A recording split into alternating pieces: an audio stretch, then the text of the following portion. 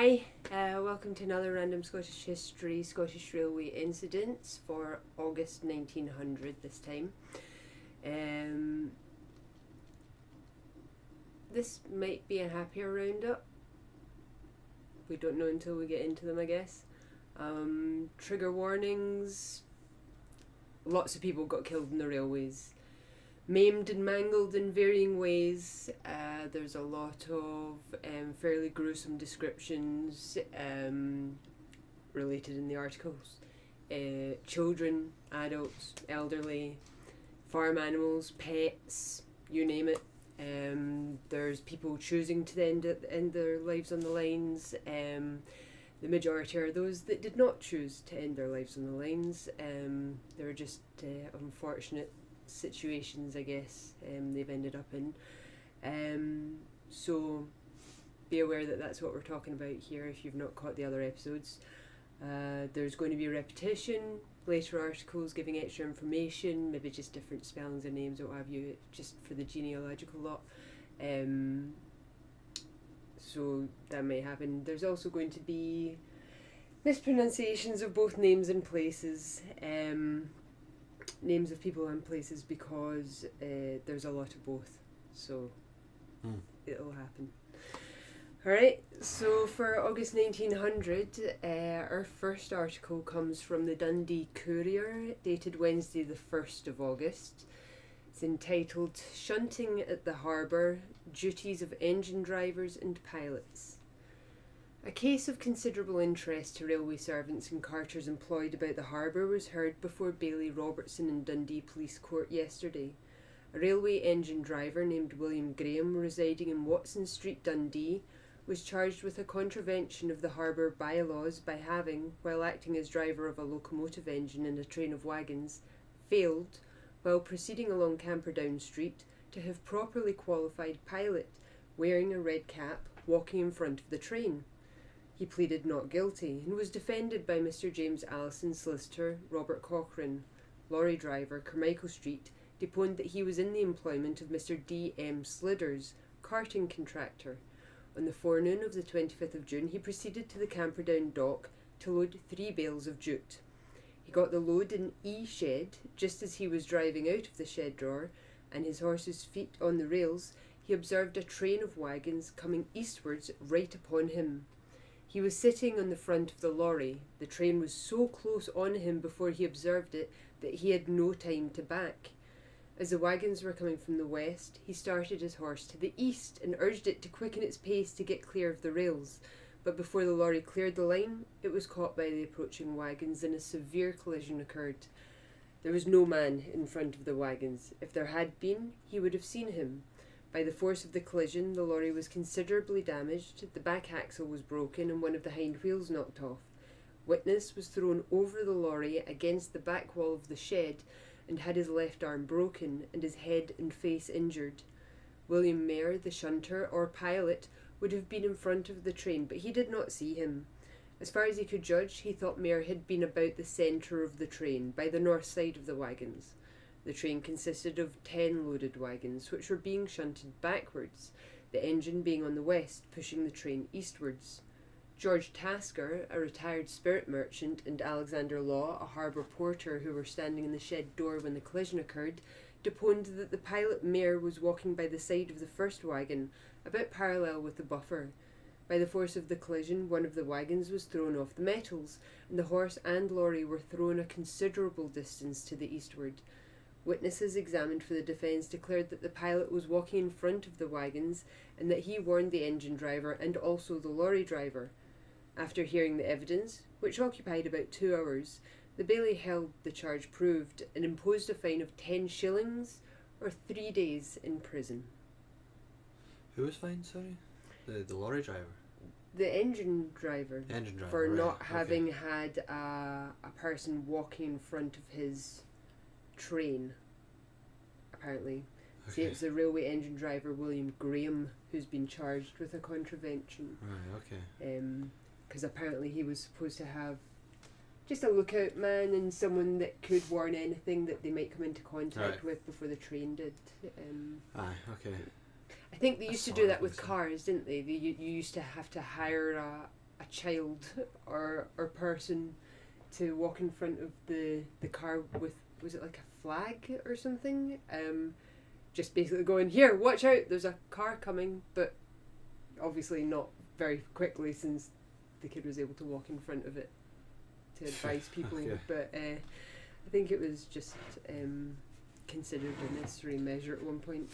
There's a lot of deponing going on in that one. Is that just deponing, like witness testimony, I take it? Yeah, the witness testified that, deponed. Yeah. Yes. So, next up we've got Greenock Telegraph and Clyde Shipping Gazette, Thursday 2nd of August. Accident to a fireman. While an engine was proceeding to the turntable about 6:30 last night, a fireman named Robert Kincaid, residing at 2 Garvald Street, Greenock, fell off the platform in front of the engine cabin, striking his head against the van of an incoming train. He was picked up in an unconscious condition and was conveyed to Greenock Infirmary in the carriage ambulance. Well, I mean, best of luck to him, but I don't know if he's got really a great chance of coming through that one, but, fingers crossed. Well, we might find out. From the Dundee Evening Telegraph, Thursday the 2nd of August, a serious accident at Kingussie railway station. A serious accident occurred at Kingussie railway station on Wednesday evening, whereby John Grant, Mason's labourer, Aviemore, sustained injuries which well nigh had a fatal termination.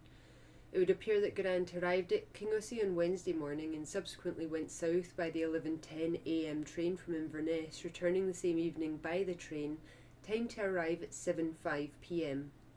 Having had occasion to cross from the north to the south platform, the unfortunate man, to save time, crossed between 2 carriages, utilising the couplings for a foothold.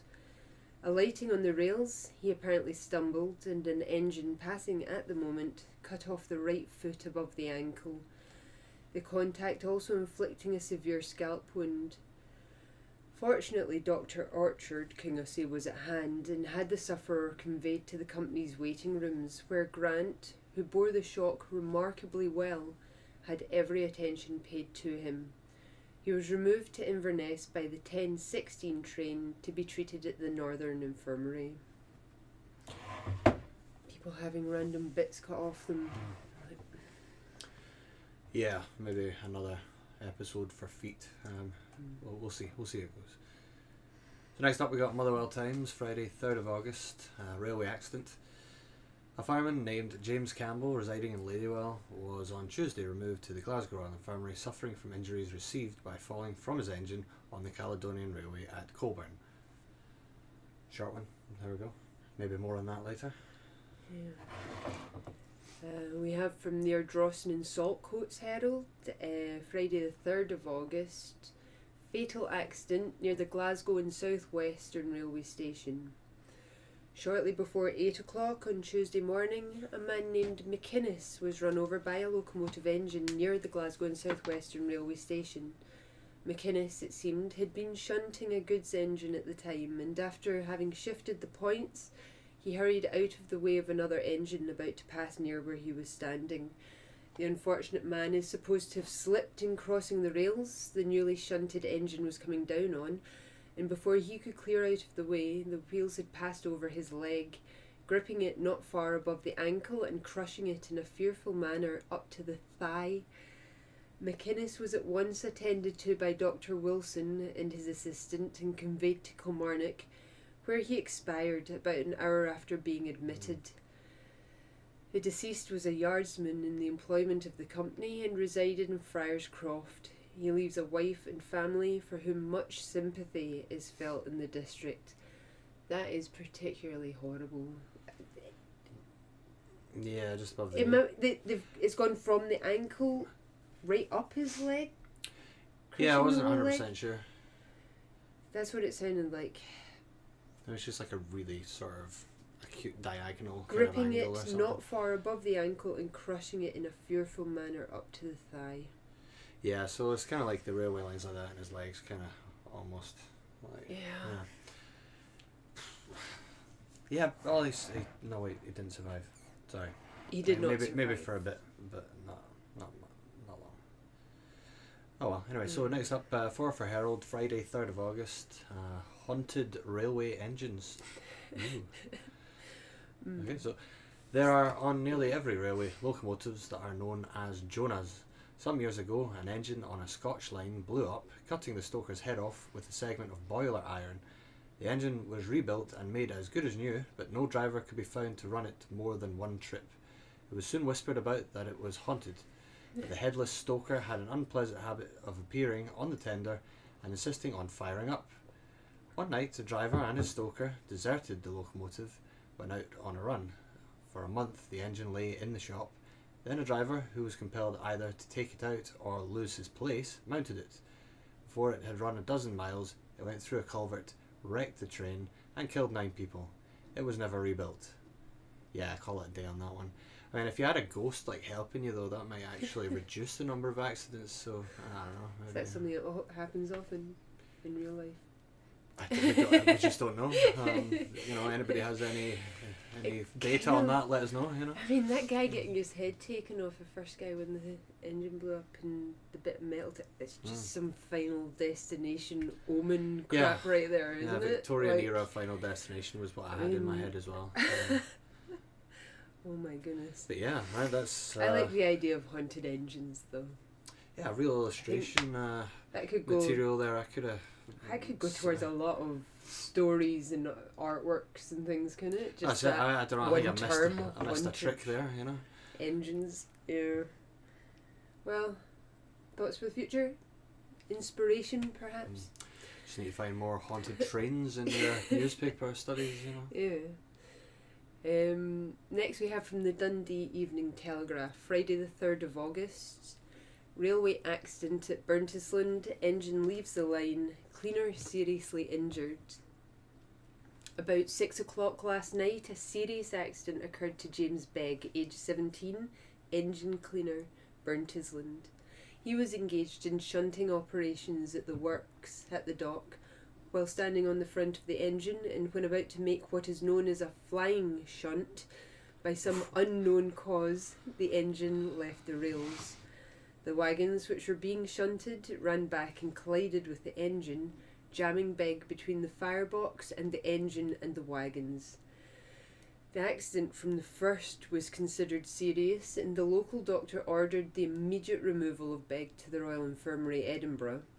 He was taken there last night. Information was received this morning from the Royal Infirmary in which it was stated it would be necessary to amputate both legs. It is feared that the shock may prove fatal. Yeah. Flying shunting. Yeah, I mean, if shunting wasn't bad enough, like something called the flying shunt sounds like something that shouldn't be attempted. Yeah. You get like skydiving, which is quite dangerous in itself, and then you get wingsuits. This is like that equivalency, Yeah. Flying Yeah, shunt. I think it should. Sounds like something that should only be attempted by the experienced, though. Yeah, like an Evil Knievel kind of on the railway type of thing. So next up we've got Dundee Evening Post, Monday the 6th of August. Shocking fatality near Dundee. Man killed on the railway. Extraordinary practice by boys. An accident of a shocking nature involving the death of Thomas Collins, 17, mill worker, son of Helen Donoghue or Collins, a widow residing in Tate's Lane, Dundee, occurred on the Caledonian Railway line near Dundee yesterday afternoon. The 3:30 p.m. train to Perth had just passed Magdalen Green and entered the curve leading to Ninewells Junction when the driver noticed a man walking westwards on the south side of the upline. An eyewitness states that he was actually stepping on the sleepers, but the driver, in any case, sounded the whistle with the object of attracting his attention. There was, however, no response, and the engine driver thereupon shut off steam with the object of pulling up. By this time, however, the engine had almost reached the spot where the man was walking, and he was struck violently on the back by the buffer beam and thrown forward for a distance of 10 yards. When picked up, it was ascertained that he had been killed outright, frightful injuries having been inflicted on the head and back, while a leg and an arm were also broken. The body was conveyed to Dundee and placed in the mortuary, where it was identified by deceased's relatives. Inquiries made go to show that the railway authorities have for a long time been attempting to put a stop to trespassing on the line in the neighbourhood of where the accident happened. About 6 months ago, a barbed wire fence was erected from the rock cutting at the west end of Dundee for a considerable distance to the eastwards while on Sundays of late, railway officials and police officers have been detailed for the purpose of intercepting persons straying on the line, and just before the mishap of yesterday, an extraordinary practice was witnessed. The driver saw two boys standing on the line on which his engine was approaching. Their intention, evidently, was to remain in the way in order to see how near they could allow the engine to approach without being injured. Notwithstanding the whistling of the engine, the lads remained in their perilous position until the engine was a few yards from them and then leaped out of the way. So there you go, chicken. Playing chicken is With old school. trains. Yeah, they probably did it with horse and carts before that as well. Okay, from the Scotsman, Tuesday the 7th of August, we have a serious railway accident at Glasgow. A serious accident befell a man named Archibald Henderson, residing at 3 East Thompson Street, Glasgow, at Queen Street Railway Station, Glasgow, about 10 o'clock last night. A train which had arrived about 20 minutes previously was being shunted out of the dock at number 3 platform when the alarm was raised that a man had been run over. The railway officials, on proceeding to the spot, found Henderson lying across the rails, his left leg severed below the knee and his head severely cut and bruised. How he got beneath the train is not known, but he was seen leaning against a brake van, and it is supposed that when the train started, he had fallen between two of the vehicles and been run over. Henderson, who is a middle-aged man, was attended by Dr. Grieve, Homehead Street, and by members of the Railway Ambulance Corps, and was thereafter removed to the Royal Infirmary. Which sucks for him. Next up, Dundee Evening Post, Tuesday the 7th, mishap on Highland Railway. While a goods train was at shunting operations at Strome Ferry Station, a surfaceman named Murdoch McRae was knocked down and his arm run over and badly crushed by a wagon. First aid was promptly rendered by engine driver McLean and Constable McPherson. Dr Mackay, Lochcarron, was promptly on the scene and ordered his removal to Dingwall Hospital, where his arm was amputated. Yeah, so it's a real pick and mix of injuries. No real theme coming to the surface. We've not even made it a third through the month yet, so let's see, shall we? The North British Daily Mail for Tuesday 7th of August gives us Forfar, fatality on the railway. A distressing fatality resulting in the death of a Naval Reserve fireman named George Todd, who belonged to Aberdeen, occurred in the Caledonian Railway near Forfar about midnight on Saturday.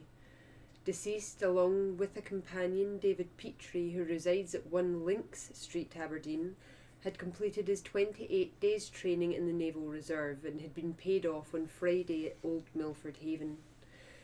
At 8 o'clock on Saturday, the two men left by train for Aberdeen.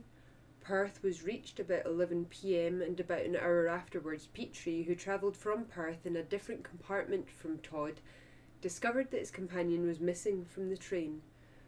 On Sunday, the body of the deceased was found on the line near Easey Station, and it is supposed that he had opened the carriage door while the train was running at full speed and, falling on the permanent way, been instantaneously killed. Todd, who was unmarried, resided with a sister at 6 Hosefield Road, Aberdeen. They're falling out carriages again and moving trains. It seems as though they were mistaking the doors between carriages and compartments for the outside doors of the trains, maybe because it was dark or they were going through tunnels. It seems to be, it happened more often at night and going through tunnels. That just seems like such a hard accident to make, because you've got like the walkway in the centre of the carriage and it's a 90-degree left or right to go out the wrong door, so you know, it's just a case of going straight forward. Yeah.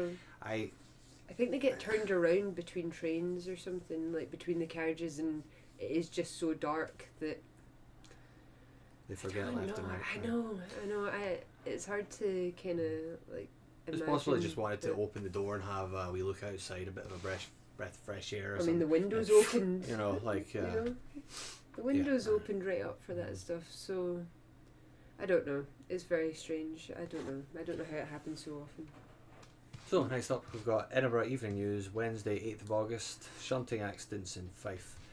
In the Commons last night, Mr DL asked the President of the Board of Trade whether, in view of the danger to the travelling public resulting from the absence of proper shunting accommodation at Kirkcaldy and Sinclair town stations, and the accidents which had already resulted therefrom, he will take immediate steps to compel the North British Railway Company to provide increased accommodation.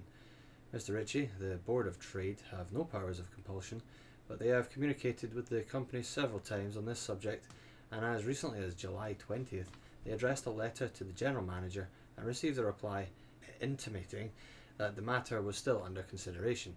The company will be pressed to arrive at some conclusion. Well, there you go, they're battling the evil forces of shunting, and seeing if they can fix something there. I mean, that's making it clear that the government can't compel the private companies to make the changes. Obviously, it's stating that they have mentioned a few times to the companies that these changes need made, but trying to get them to spend the money is I can imagine as well that the companies themselves have probably made a fair few little donations to certain like MPs or whatever. Well, there were MPs that were company directors. Exactly, that's what I mean. Like, there's it wasn't in their interest. Yeah, like, they were there just to interest. Yeah, they were there just to be a block to anything that might make them spend money on the railways. They're the ones that would vote against safety acts and things that related to them.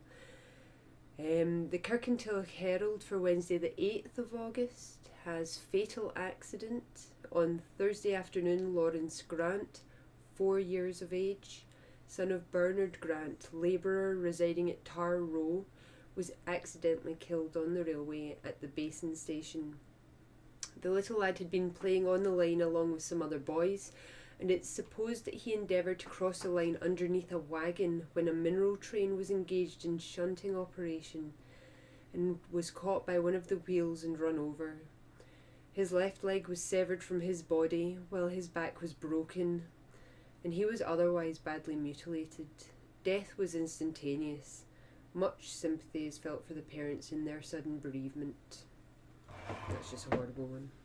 Just put you in mind of those old, public safety adverts from like the 70s and that, Right, so next up we got North British Daily Mail, Wednesday 8th of August, the end of the session.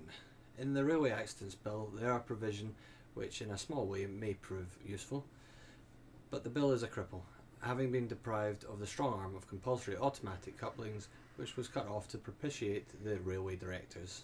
Appeasing the railway directors by making it so they don't have to spend all the money they should be spending. That they're not, complying with the safety regulations that everyone by this point knows is necessary. For the Scotsman, Thursday 9th of August, the accident at Queen Street Station, Glasgow. It's the follow-on from a previous article. Archibald Henderson, the man who was severely injured in Queen Street Station, Glasgow on Monday by falling between the platform and a moving train, died in Glasgow Royal Infirmary yesterday from the effects of his injuries. Deceased was a mason and resided at 3 East Thomas Street off Leith Walk, Edinburgh. Deceased was a mason. Yeah. Must be of interest at the time. No, like an actual mason, someone that actually worked on buildings rather than just paraded about in pennies and... Oh, sure, right. Oh, okay. An actual mason. Job, aye. Yeah. Okay. It's just in case, like, to say if he was a fan of the, Beano fan club or something. It feels like there's some information that's just not really that relevant. When someone was a mason, they tended to mention what lodge they were affiliated with. Of course, sure. So, but if they were just a mason, that was just their job. Okay, so next up we got Jedburgh Gazette, Saturday 11th of August, a dangerous situation. As an excursion train was shunting into the platform at Melrose Railway Station on Saturday, the passengers crowded forwards and a young woman was knocked down. She hung on to a buffer and was dragged along about 30 yards before she was extricated. She was much shaken, and after getting into the train, she fainted. Hell, how did she not faint before? Hung on to a buffer. Oh my word. That shows presence of mind. Just keep hold. Don't let go until it's safe to do buffer, so. Is that's like the big circular disc to the front, because you imagine that just kept going into... Oh, Anyway. she ran any number of risks. She got super lucky. I think fainting is like very lucky. good. I mean, a best case scenario really when something like that happens. So yeah, fair play. I think her body's just gone. You're safe now. It's okay. You can pass out. It's all right to do so. Just rest your eyes. Wow. For the North British Daily Mail, Monday the 13th of August, there's an accident at Buchanan Street Station. On Saturday night at Buchanan Street Railway Station, David Miller, 38 years, 46 Holdsworth Street, Glasgow, was shaking hands with a friend in one of the compartments of a train which had begun to move when he slipped and fell between the carriage and the platform. He was pulled out by a man who was standing by and was removed to the Royal Infirmary. It was there found that he had sustained a scalp wound and bruises on the right knee and side.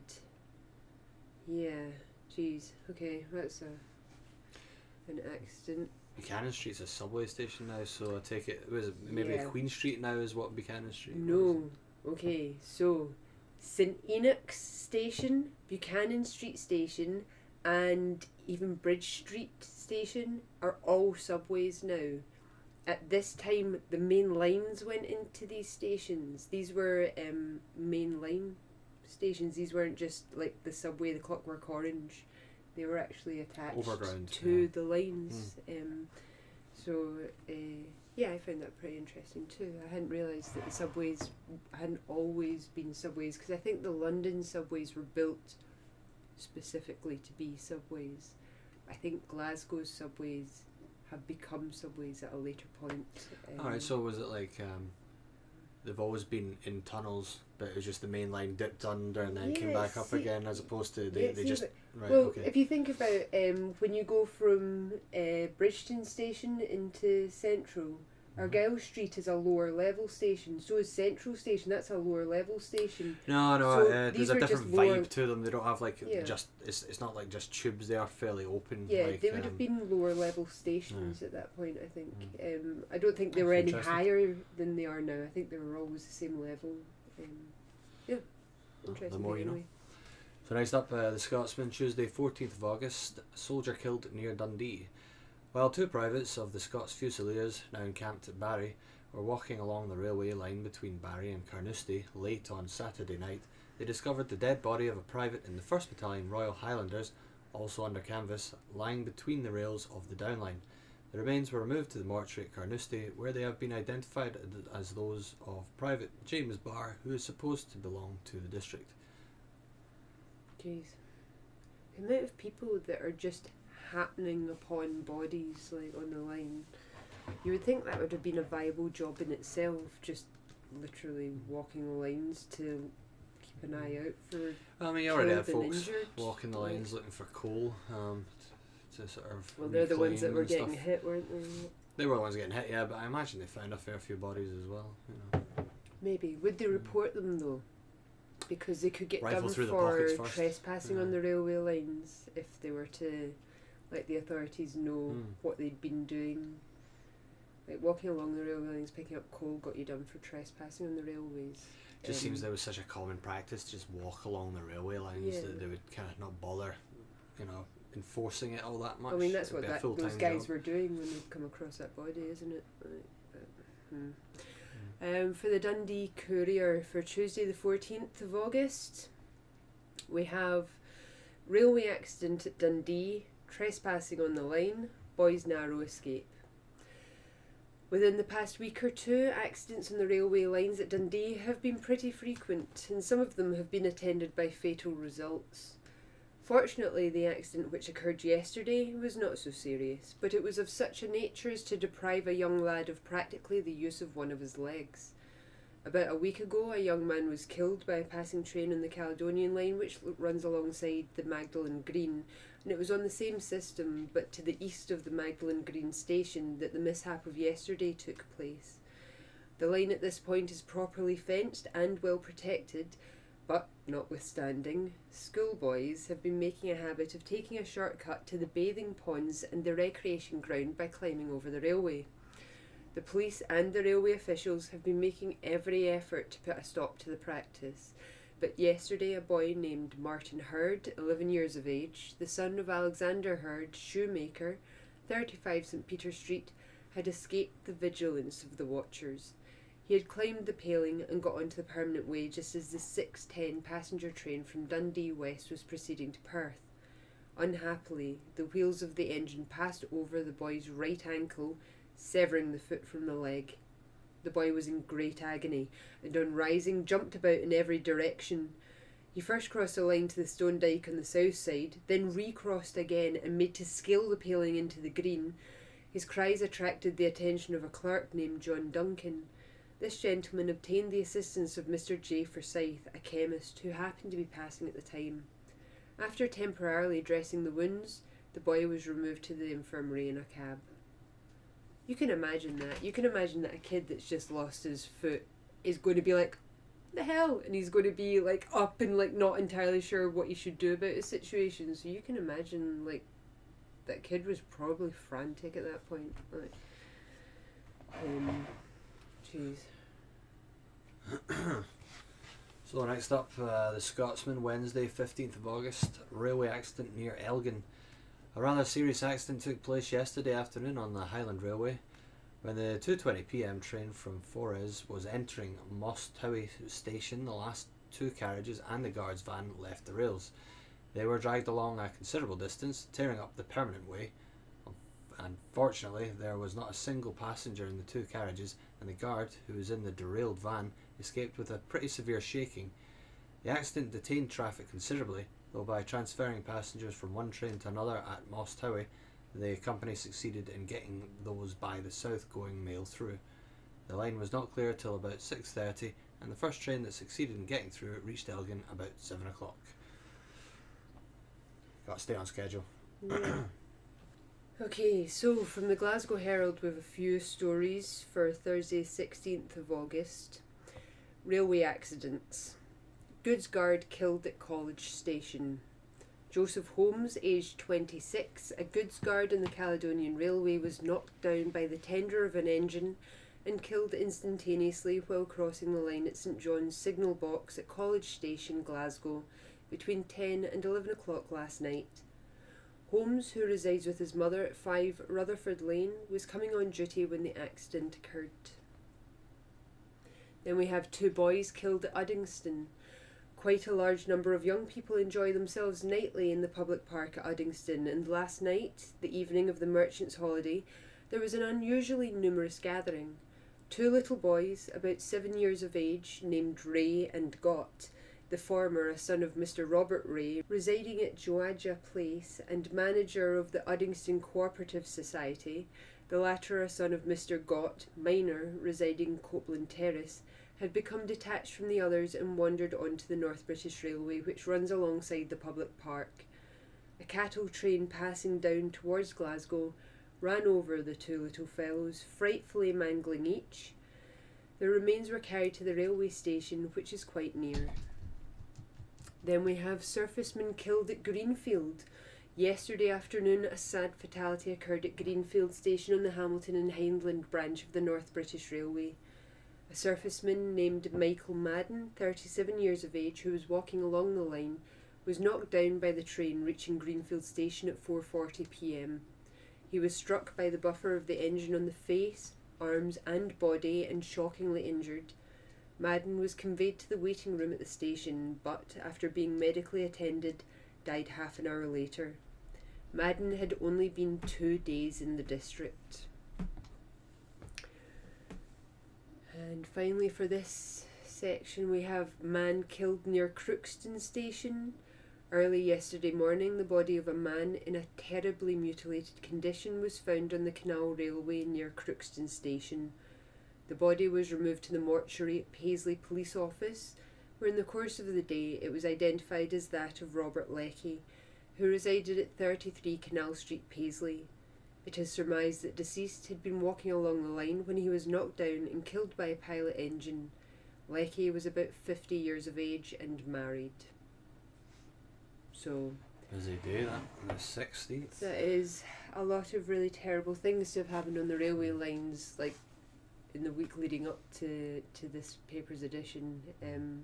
And you would think if so many accidents happened all together at the same time like that, it's just going back to the fact that these days I don't know that it would be stood for. I think there would be like a massive outcry and a demand for change. And I think rather morbidly the theme of this episode seems to be infant deaths on the railways. Children quite a few getting on this the one. lines. Yeah. Okay, so next up we've got the Scotsman, Monday 20th of August, railway fatality at Greenock. On Saturday, Francis Harkins, a cattleman, was killed on the Caledonian Railway outside Greenock Central Station. Harkins, who attempted to cross the line to a train in from Gourock, was knocked down by the engine of the 11:05 train arriving from Glasgow and was killed. Yep. Don't cross the lines. Dundee Evening Telegraph, Monday the 20th of August, gives us a railway collision at Glasgow. At Glasgow about 9 o'clock on Saturday night, a Glasgow and South Western Railway train from Johnston ran into an engine at Port Eglinton, whereby 3 or 4 passengers were injured and traffic was greatly interrupted. The engine was standing at the danger signal at West Street signal box when the passenger train ran into it. The train had but few passengers, fortunately. The guard was badly cut. Badly cut's a win in these articles. Yeah. Like fainting. So next up, we got Dundee Evening Telegraph, Monday 20th of August, serious railway accident in Fife. A man named William Leckie, residing at Westbridge, Kirkcaldy, has been admitted to Dunfermline Cottage Hospital suffering from a dislocated shoulder and his head and body cut and bruised and suffering from internal injuries. Ricky was picked up in an unconscious state on Dunfermline and Thornton Railway near Lochgelly on Saturday night. He had strayed onto the line and been struck by a passing train. Strayed onto the line? Yep. I think you'd have noticed that you were walking onto a railway line. I think you probably noticed. Dundee Evening Post for Wednesday the 22nd of August. We have fatal accident in Fife. A very sad accident took place at Thornton West Junction last night when a shunter in the employment of the North British Railway Company named David White, about 25 years of age, was knocked down and killed. It appears the unfortunate man had occasion to cross the main line from Dunfermline to Thornton to uncouple an engine from a train, and while returning he was run over by the 4:07 p.m. express passenger train from Glasgow to Aberdeen. His body was very much mangled. He apparently observed his dangerous position, but the train was so near he could not escape. He leaves a young widow and child for whom much sympathy is expressed. Sometimes wonder about the logistics of it, you know. Could you lie down in the centre of the track and go flat and have it just pass over with an injury? I mean, how much people did that. Yeah. There are reports of people escaping or having the presence of mind to keep themselves as central to the railway slats as possible. Plank. You know, keep yourself as tight in and as flat as possible, and that's how you escape these things. But, I was just, I keep thinking they could have really benefited just at the post-interview stage for new employees, especially shunters. Just like a stop, look and listen kind of thing, left, right, left again, no trains, on you go. If you need to jump out of the way of a train, jump where there isn't other railway lines, just a small set of things, really just drill it into their heads and then make it sort of, matter of fact that they just do it, that might have saved a few lives. Anyway. I think a lot of time there's only time for reaction. There is, but I mean, there's not really time to observe which direction is lines and off lines. But this is it. You drill it into their heads so that it's first sort of, it's always in the back of their head. Like they're always aware of which side the line's on and which side's free and clear. And if it's both lines, well, kind of roll the dice, obviously. But I just feel like some kind of programming, at an early stage, get them, just aware of their surroundings more. But I don't know, everything was so loud and there was all steam everywhere and smoke and stuff, so it's easier said than done, I expect. Train them by have them playing chicken with trains. Well, apparently quite a few of them did have that training as children. Yeah. So anyway, next up we've got The Scotsman, Thursday 23rd of August, fatal accidents in Glasgow. David Calder, engine driver, was severely crushed in the Caledonian Locomotive Works at Springburn Road, Glasgow. He jumped onto the footboard of a passing train, which was being taken from the works to the running shed. At the entrance to the shed, Calder was caught between an upright beam and the engine. He died from his injuries in the infirmary. West Lothian Courier for Friday the 24th of August, we have the Broxburn Brass Band. Serious accident. The Broxburn Brass Band took part in the competition of first-class bands at the Wraith Grounds in Kirkcaldy on Saturday last, and were very successful, taking 7th prize among all comers, or 3rd for Scotland. In connection with the competition, the band ran a special excursion train from Broxburn to Kirkcaldy, and 1,000 persons went with the excursion, some 300 from Uphall and 700 from Broxburn. The weather was delightful, and the excursion a great success. On the return journey, a most unfortunate accident took place to one of the excursionists, a young man named Thomas Pegg, residing in Broxburn. While the train was at a Queensferry junction near Ratho, having engine changed, Pegg was sitting on the door of the carriage compartment with his back out through the window. The train starting suddenly, he was thrown out through the window. He sustained such serious injuries as necessitated his removal to the Edinburgh Royal Infirmary, where he underwent amputation of one arm. He also lost 3 fingers of the other hand. I don't know that he was qualified after that to be part of the brass band. You know, he fell out the window. It wasn't even going fast. He just fell out the window and he's lost a bunch of limbs. You know, that's real doozy those days. Oof. Yeah. Okay, so so Dundee Courier, Saturday 25th of August. We got 2 women killed in Fife, run down while gathering coal. Oh. Cameo. Shortly after 6 o'clock yesterday morning, a distressing accident occurred on the railway near Kinghorn Station and at a spot opposite Kirkcaldy Combination Poorhouse. It appears that the driver of a mineral train from Townhill to Burntisland thought something had gone wrong with the connecting rod of his engine, and on going round to see what was the matter, he noticed the arm of a woman hanging out near the brake. He at once had the engine brought to a standstill when he discovered the body of a woman lying under the engine, quite dead. On making a further inspection, the body of another woman was found lying about 200 yards further up the line. Information was at once sent to Kinghorn, and Dr. Welsh and other helpers were not long in being on the scene, when they had the remains promptly removed to the mortuary at the poorhouse. The bodies were then identified as those of Agnes Beattie, or Murphy, 47 years of age, and Mary Beese, 60 years of age, both widows, and residing at South Overgate, Kinghorn. The unfortunate woman had evidently been gathering coal off the line, as 2 sacks almost full of coal were found near the spot where they had met their untimely end. It is considered probable that the poor woman had stepped onto the south line to allow a north-going train to pass, and had failed to hear the approach of the mineral train, the driver of which did not notice the woman on the line. The bodies were badly bruised and cut, while Mrs. Murphy's right foot was severed from the body. The sad affair has cast quite a gloom over the district, both women being widely known. Miss Murphy leaves a large family, several very young, and much sympathy is felt for them.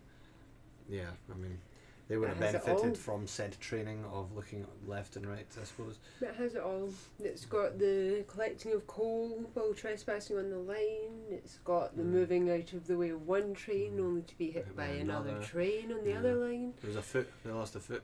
The limbs stuck in the train when the train arrives somewhere, you know, like they're seeing the actual body parts sticking out of the train. That's got a lot of very common occurrences in that story. But no shunting, so... Yeah.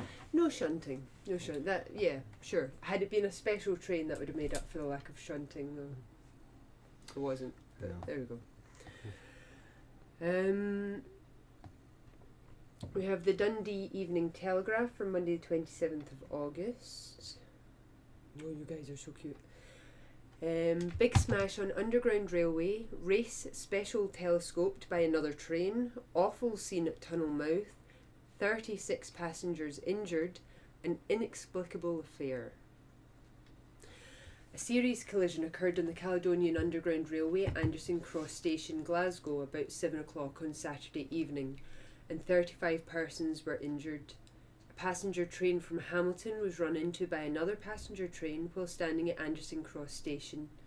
It appears that the former train was a special from Hamilton to Maryhill and consisted of 8 coaches. It passed through the main station at Glasgow all right, but in the tunnel it stopped, something having gone wrong with the brake. The rectification of the trouble occupied only a minute or two, and the train proceeded to Anderson Cross Station, where it stopped.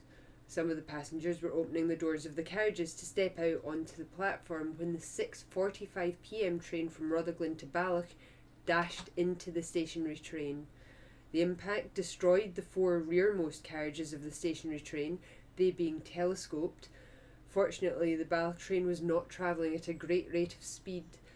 In the confusion and excitement that followed the collision, groans and shrieks were sent forth from the ruins of the wrecked train, around which centred the efforts to succour the injured, some of whom had been hurled onto the platform of the station. Others jumped out of the coaches, but not a few rent the air with their pitiful cries from the debris, from which the injured were unable to extricate themselves. The passengers of the Balloch train received fortunately only a shaking, and they were amongst the first to render valuable aid to their less fortunate travellers. The scene of the accident was at the end of the station platform and at the mouth of the tunnel, from which a dense volume of steam obscured the platform, at the position where a clear atmosphere was most needed.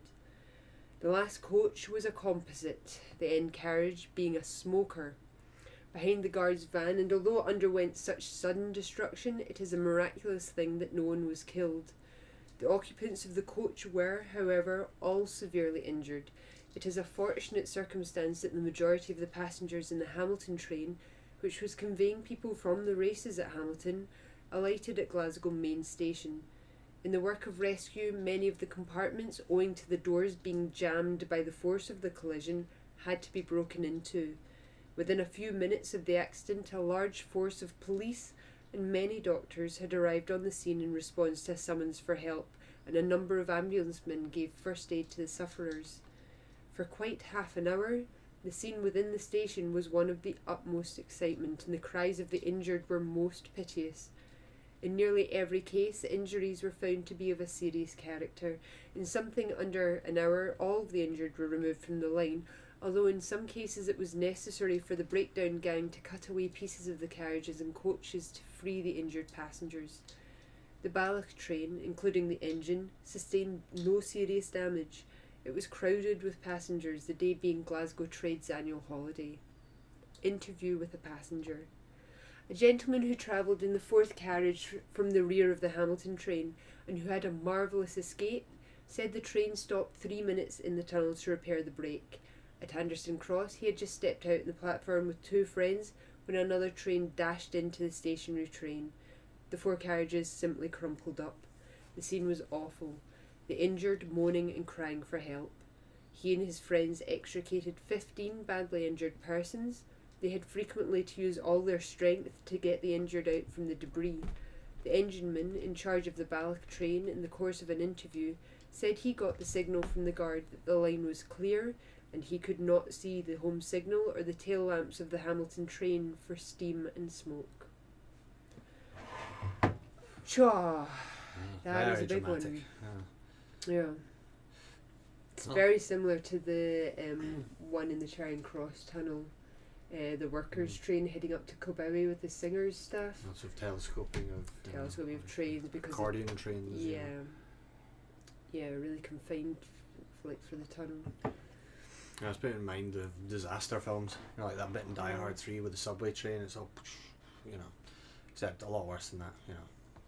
Being real. Somehow more violent than a Die Hard film. How they manage that. Anyway, so next up we got Dundee Courier, Tuesday, 28th of August. Recent railway accidents in Dundee. The question of the recent fatalities on the railway line to the west of Magdalen McGreen Station was discussed by the Works Committee of Dundee Town Council yesterday afternoon. Mr Alexander Speed directed attention to the necessity for something being done in order to obtain a safe access over the line of rails. He suggested that a bridge should be thrown over the railway at the foot of Windsor Street. He urged that the work be carried out at once, and that while negotiations were being carried through for this, an effort should be made to get the Perth Road widened at the Seabraes. It was ultimately resolved to meet the railway authorities on the subject and, if possible, get the improvements effected with as little delay as possible. Yeah, but it means they have to spend some monies, so... Mr. Alexander Speed will get it done. A name like that, you know. For the North British Daily Mail for Wednesday 29th of August, Newmilns, sad accident. Robert Lawson, Wilson Place, was last night the victim of a sad accident at the railway goods shed. Along with a number of other boys, he had been shunting some trucks when he accidentally fell in front of one of them. His leg was fearfully mangled. The little fellow is only some 10 years of age. He was removed to Kilmarnock Infirmary, where it was found necessary to amputate the right leg. Along with a number of other boys, he had been shunting some trucks. A 10-year-old with some other boys had been shunting some trucks. A 10-year-old. Yeah, left unattended, they'll get up to No. mischief. No. He's not just some kid brought to work by his dad. He had been part of the shunting. He'd been helping with shunting. He's actually employed. That's what that reads like. It reads like a 10-year-old has been employed shunting Well, in a railway. You had chimney sweeps and stuff. They were little kids, and they were getting set up sooty chimneys and... Shunting! Yeah, no, shunting, obviously, yeah, but it's all dodgy, like workhouses and stuff knocking about and... Okay. I mean, it is obviously crazy, by today's standards. But, anyway. Okay, so next up we got Aberdeen Press and Journal, Wednesday 29th of August. Accident at the railway station. On Thursday afternoon, James Crabe, a goods porter, was knocked down by a passing engine which he had not observed approaching. He was taken to Aberdeen Royal Infirmary, but his injuries were found not to be serious, and he was afterwards removed to his lodging at Dice. Not serious injuries. Well done. Yeah. Oh, it's an achievement. Oh. Perthshire Advertiser, Wednesday 29th of August. Glasgow railway accident. James Cruikshank, who was injured in Glasgow railway collision at Anderson Cross station on Saturday evening, died last night. This is the first death, but many of the injured are in serious condition. They were surprised in the previous article, weren't they, that there hadn't been any deaths, but there we go, it just took a minute. Yeah, just give it a couple of days, So Dundee Evening Post, Wednesday 29th of August. Surfaceman's wonderful escape. Yesterday afternoon, while Patrick Maguire, a surfaceman, was working on the Glasgow and South Western Railway at the Prince's Pier end of the Union Street Tunnel, Greenock, the 3:35 p.m. train from St Enoch emerged from the tunnel before he was aware. The man made to clear the line, but was caught by one of the buffers of the engine and thrown to the ground. He was at once conveyed to the station, where he was examined by a doctor, who was unable to find any marks of injury, but the man was evidently suffering from shock. He was taken to his house at Drumfrocher Road, Greenock, in a cab. No injury. Yeah, lucky man. I mean, But it was shocked also- because it just didn't make any sense. Well, there you go, look. It's in Greenock and the train from St Enoch. At St Enoch station. Yeah.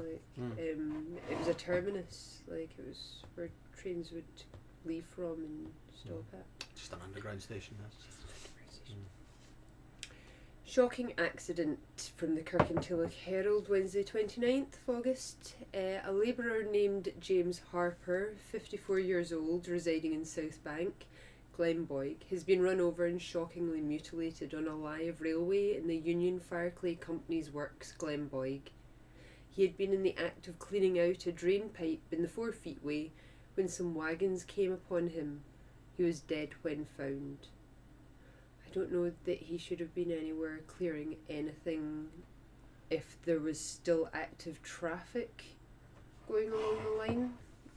Maybe not be working on the line until the day's ended and there's no more traffic, I guess, would be the Had to, solution to that. he was at work. They probably didn't want him slacking off by something so trivial as like danger to life. Yeah. Next up, we got Greenock Telegraph and Clyde Shipping Gazette, Friday 31st of August. A clerk shockingly injured. Another distressing accident took place at Greenock West Railway Station this morning as a result of an attempt at being made to board a train in motion. The circumstances are of an exceedingly painful nature. It appears that Alexander McGregor, 40 years of age, residing at 89 Dempsey Street, who is employed as a clerk in the office of Mr. Montgomery, goods superintendent at Greenock Central Station, arrived at the West Station to join the 8:3 train for Gourock, with the intention, it is stated, of spending his holidays at Kames with his wife there. When he got down the stairs, the train had begun to move off, but he sprang onto the footboard. He slipped and fell down onto the rails, where he rolled in front of the wheels, with the result that he was shockingly injured. Both legs were run over, one being completely severed, while the other was terribly mangled. His head was also seriously bruised, together with his right arm. The accident was witnessed by Mr. Telfer, station master, who was on duty with his assistants.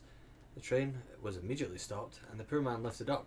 Dr. Russell was summoned, while the ambulance wagon was telegraphed for. During the interval, everything possible was done to relieve the sufferings of the injured man. He was subsequently conveyed to the infirmary. On inquiry at the infirmary at 1 o'clock today, we learned that Mr. McGregor was in a low condition. Oh my goodness, he survived though, apparently. Well, for now. Yeah. And finally, we have from the West Lothian Courier for Friday 31st of August, a shocking railway fatality at Tamoa. Edwin S. Wood, 28 years old, engineer in the employment of the Coltness Iron Company, New Mains, and residing at Bellside, Amoa, met with a dreadful accident on Saturday night which resulted in instantaneous death. It transpires that he had been working a double shift the previous night in order to be free on Saturday, when he spent the day in Glasgow. Coming home by the 10 p.m. train at night, he came out at Tamoa and, walking on the line, he became overpowered with sleep and sat down on a sleeper about 300 yards from the station. The 12 p.m. late train from Glasgow coming up cut off his right arm and fractured his skull, killing him at once. On being discovered there, he was conveyed to Cleland Police Station, and on Tuesday he was interred at Whitburn Cemetery. Deceased, who was for some time in the employment of Messrs. James Wood Limited, Bathville, and Dixon and Mann Limited, Bathville Steelworks, was a son-in-law of Mr. Nathaniel Moore, North Street, Armadale. He leaves a widow and 3 of a family to mourn his loss, for whom much sympathy is expressed by his numerous friends in the district. So there we end with the ability to sleep anywhere, even on the railways. Well, August was quite a mixed bag. Yes. Not many escapes. Too many children. Lots of kids, yeah, lots of feet off, lots of elderly folks killed. Not much in the way of parliamentary improvements, but I mean there were automatic coupling. Talks of discussing with the railway companies the changes. They proposed that they should mention at some stage about the horrifying deaths. So you can bookmark that. That's something that will eventually possibly get something maybe done about it. Yeah, possibly at some stage. I mean, we know now 120 odd years later that they fixed a lot of it, but in terms of the articles, I wouldn't wait with bated breath. It took them a minute. Yeah. So, that's August for 1900 on Scotland's railways. Trains. Sorry. Yes. And if you're into this and want to hear more, then we'll be back again next week for September. So, something to look forward to, eh? Until then, enjoy it. Cheers. So next we have North British Daily Mail, Wednesday 8th. I'm allowed to talk to the cats. You're doing your reading. No, I know. They can hear you. I know.